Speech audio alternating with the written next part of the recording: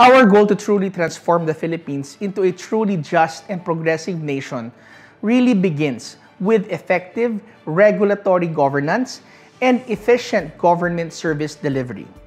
We have made strides through the passage of the new ARTA law, or the Republic Act 11032, or the Ease of Doing Business and Efficient Government Service Delivery Act of 2018. This eventually actually led to the formal and requisite regulatory management system that is crucial in reducing regulatory burden and also improving regulatory quality.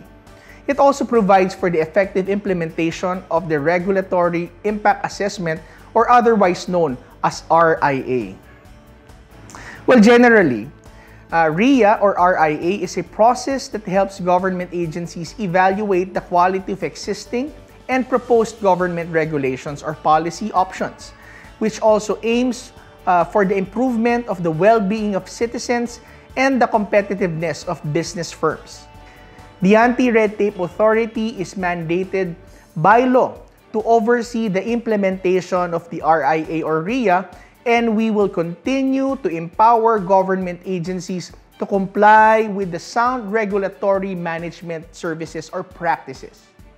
That is why we have developed these e-modules or e-learning modules, which contain 7 modules that shall provide for each and every one of us an overview of the regulatory management system, the good regulatory principles, the regulatory impact assessment, and analytical tools and lenses, monitoring and evaluation, amongst others.